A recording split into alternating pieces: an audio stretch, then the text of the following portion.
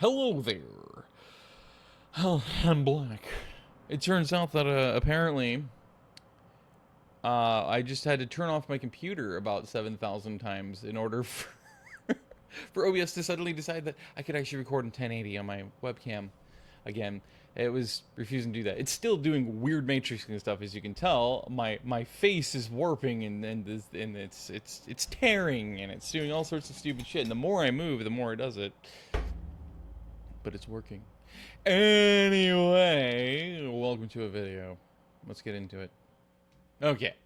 So, here is what I want to emphasize in this, is how blatantly obvious that the Democratic Party keeps having, so far it seems like it's pretty much exclusively the women for some reason of the Democratic Party, but each election cycle they keep having them doing something stupid, which is that they keep training them with, I'm assuming, probably something akin to Hollywood speech trainers, accent trainers, that kind of thing, so that people who do not normally have a specific area, regions, or country's accent can learn and pick up that accent so that on a dime, when needed, quote unquote, or prompted, they actually get to properly go ahead and attempt to speak like the people there, or like the people they're trying to appeal to. An example, we have AOC, Alexandria Ocasio, or I always say Ocasio, it's Ocasio, I think, Cortez. I know it's somewhere in Tennessee. Oh no, it is in Memphis. Oh, it's also in Memphis. Oh, okay, never mind. I'm just stupid. I thought I was conflating that with Kamala, but apparently no, they're both in Memphis. And they're very much trying to go for the MLK route. And here you go. We cannot afford to leave Tennessee behind. We cannot afford to leave Kentucky behind, Alabama behind, Mississippi behind, Georgia behind, South Carolina behind. I'ma whoop your behind. We cannot afford to leave Tennessee behind. I'ma whoop your behind into next week, honey. It's so fucking stupid. And the worst part is, it's like they're trying to do three things at once. They're trying to mimic the cliche black mama. They're trying to mimic MLK, Martin Luther King Jr., and how his cadence was, his intonation, how he put emphasis on his words and syllables, so on and so forth, obviously. And then obviously the third one is just generally trying to put a little titch of a southern drawl in there because they're in Tennessee. In fact, they're just across the river from Arkansas, so naturally they gotta have at least a slight little bit of country fried sound to it. And you can just tell how bad it is. Like, A, again, they're trying to do too many things at once. There's too many cooks in that kitchen. But B, it's just obviously naturally unnatural. So then you have Kamala Harris in Memphis as well. I'm assuming this was during her presidential campaign. It's definitely a much more violently towards the MLK style of speech than just generally, let's try to appeal to black people, especially the older, more Christian demographic of blacks. And some Southerners. Alright? Honestly, you should just play some funkin' Dixieland, Pretty Mama Come Take Me by the Hand. If you're gonna do it, you might as well just play some Dixieland. You know what I mean? Play some Old Black Water. Going to carry us forward, and the road ahead won't be easy. It will require perseverance and hard work, but in times of uncertainty, scripture reminds us, weeping may endure for a night, but joy cometh in the morning. The path may seem hard, the work may seem heavy, but joy cometh in the morning, and church morning is on its way. God bless you. God bless America. Going to carry. You forgot to say hallelujah, but alright. It's so bad, bro. They're trying to be... Basically, they're trying to make them into MLKs. They're trying to make them into... I believe he's Methodist, but basically a very evangelical in the sense of not the religious sect of Christianity evangelical in the sense of they're evangelizers. They're evangelizing, they're proselytizing, they are trying to preach as much as possible.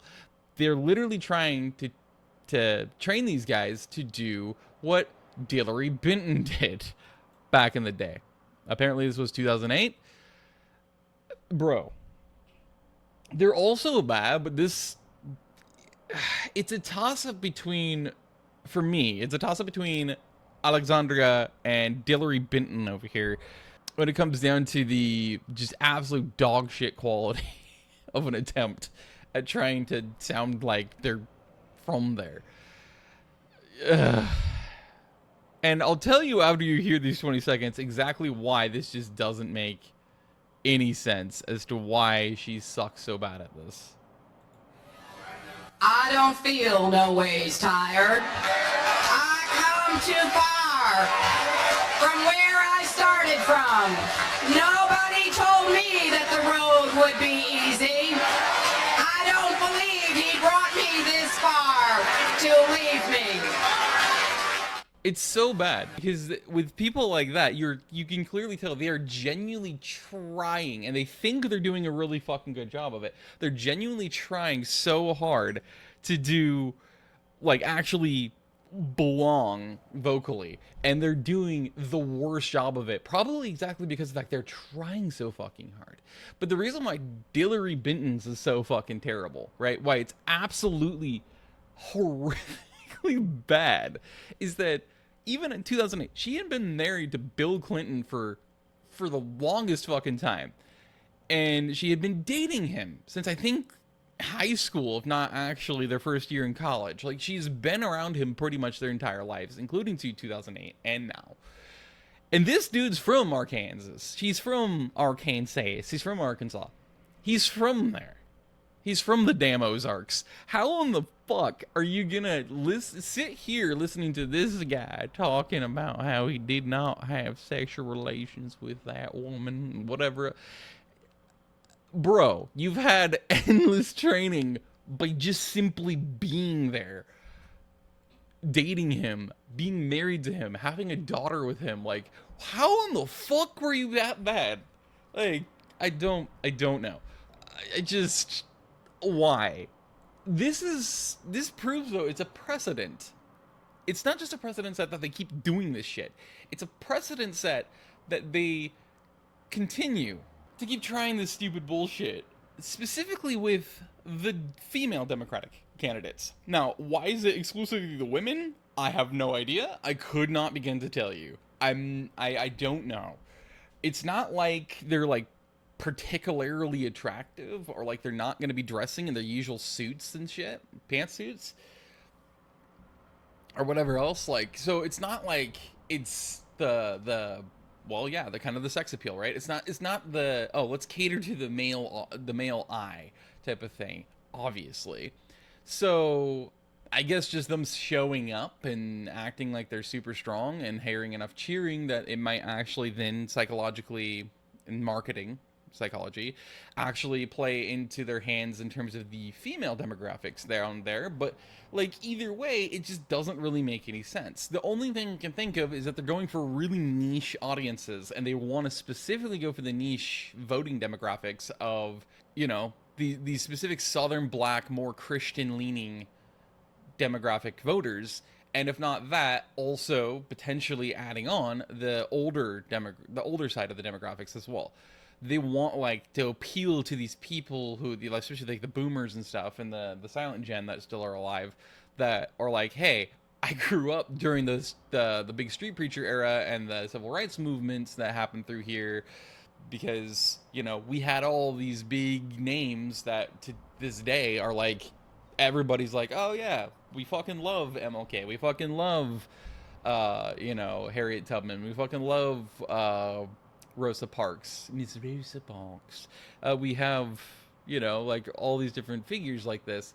The thing is, though, is that MLK obviously is the only one who's the preacher, and so you get they're literally trying to mimic MLK. So they're it's very clear that that's the direction that they're trying to focus this targeted marketing campaign, basically advertising campaign, for voting demographics to get voters into their favor down there.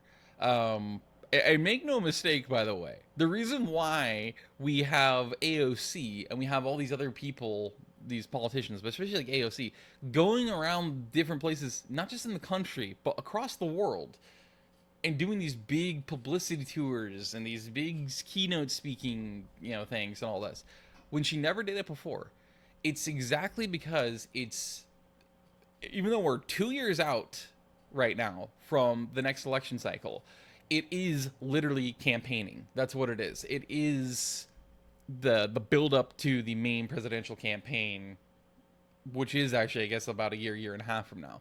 So, like, as a result, that's what the focus is right now. And so they're getting ahead of the curve, basically. They're like, okay, well, it can't hurt to start early. And then because of this, and I want to be such a big presidential candidate, I want to endear myself to these other countries, whether it's their own people or it's their companies or it's their leadership. I want to get in bed with them is pretty much what it is, obviously. I want to make sure that they will welcome me with open arms, or that they'll give me their kind of endorsement or support, because that can supposedly, theoretically sway things in my favor.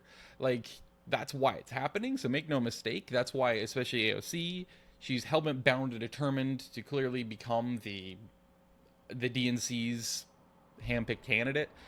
And it seems like her team really wants to make damn sure that she's picked over Gavin Newsom, who I'm honestly shocked they did not pick him this last time. They decided to just go with Kamala, but I think it's just because, again, it was already like halfway through the presidential, actually no, I think it was a little further than halfway through the presidential campaign period, where Biden had, finally got yanked, because the dude's been senile since, let's face it, before he even got into office. So it's before that last campaign, but he just went downhill so fast.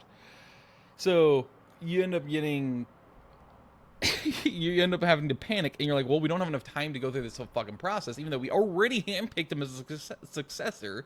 That's inevitable, by the way. I will stand by that. They already have him as the DNC head, for sure, especially going into this next proper election. It's just that they didn't have the time and the resources to be able to mobilize properly, to be able to then pivot and swap who you're selling the voters on. Is it going to be him? Is it going to be Kamala? Is it going to be Gavin freaking Newsom? It's going to be the evil Flavel villain himself, Gavin Newsom, who uses about 6 oil fields worth of grease in his hair every single day. The Gav man. Yeah, no, fuck that. Anyway, so yeah. It is a marketing ploy, but it's just really bizarre to have to listen to and watch. Especially knowing apparently it's been going on for at least since 2008, if not longer. And again, like I said, they're also being weirdly specific with the fact it seems so far on record, it's only been the female Democratic candidates. Why that is, I could not begin to tell you. It just is the case. It's extremely fucking bizarre and very strange, but that's the world we live in, and that's the reality we're in. But I hope, if you haven't had enough cringe today, I gave you your fill, because fuck me, I want to fucking put a bullet in my own damn head. Figuratively speaking, I just want to bang my head against the wall, when I hear that. I'm like, I feel like I'm about to fucking crawl out of my own damn skin, because it's so bad. Like, a child can do better than that without conviction. It's crazy. But anyway, that's it for today. See you later. Bye-bye.